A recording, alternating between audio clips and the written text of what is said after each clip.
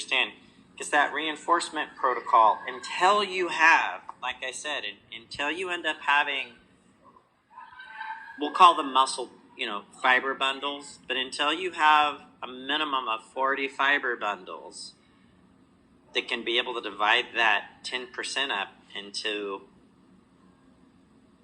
right, into 4 different bundles actively moving around, you're not going to be able to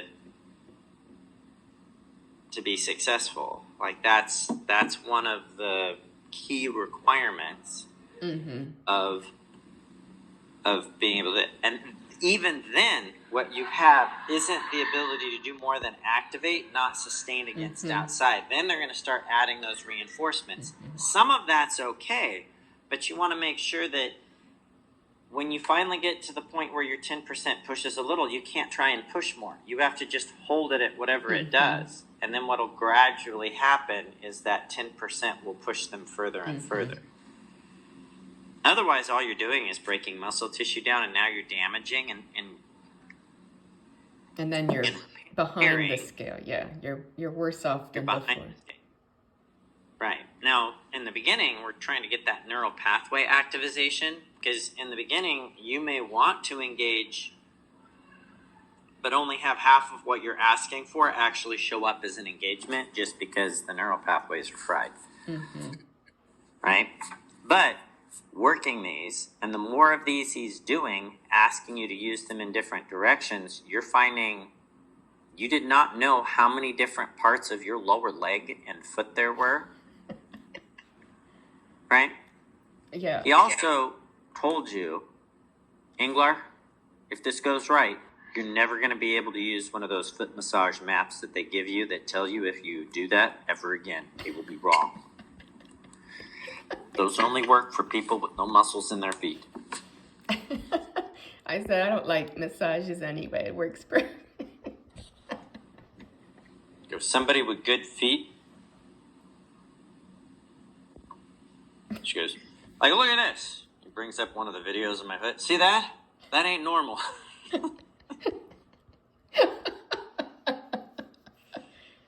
I showed this to a coach who was, she goes, which coach? She goes, what do you mean, which coach? Does that do you have any idea how many coaches?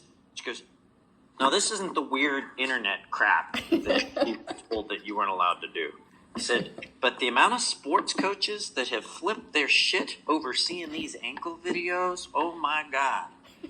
They're like, you know what I could do with a 300-pound man that could use his ankles like that? She goes, they have this, their regular speaking voice is high. I don't know why they drop it down. She goes, I could create monsters. That's what they tell me. Right? Yes.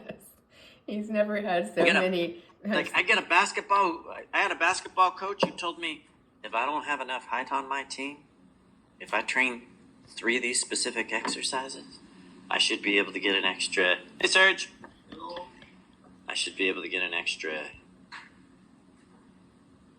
8 to 10 inches on their vert. I'm not even talking about the fact that most of them don't know how to jump to begin with. I'm saying compared to what they do correctly now, if they used it, I can get this much more. And then the track coaches took a look at this and went, The sprinting coaches said, oh, well, if we use videos blank and blank, I can get off the block. I can probably generate twice as much energy into the block that they're currently getting. Like, there's a wastage that I haven't been able to figure out how to eliminate. We could eliminate that. The long distance runners are like, if we coordinate these two, we can end up being able to have the movement flatter, smoother.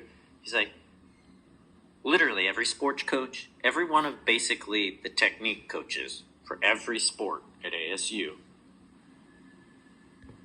has wanted a copy of these damn videos. She goes, and the minor league sports, says the minor league team, the minor league baseball team coaches, they treat it like they've got a new drug dealer. They're like, stuff. He called it New Special K. There we go. The special angle, the special A. Right.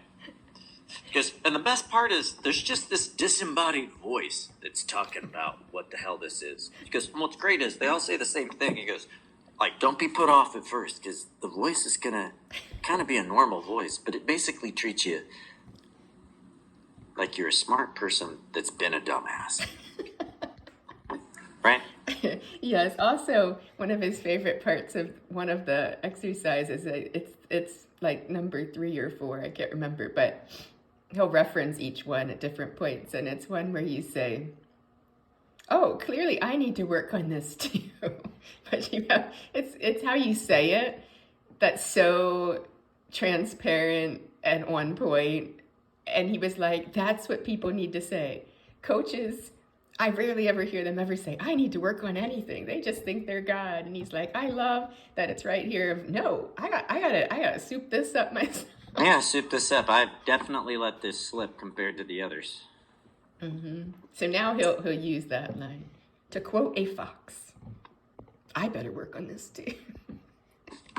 People are like, "I've never heard Randy say he has to work on anything."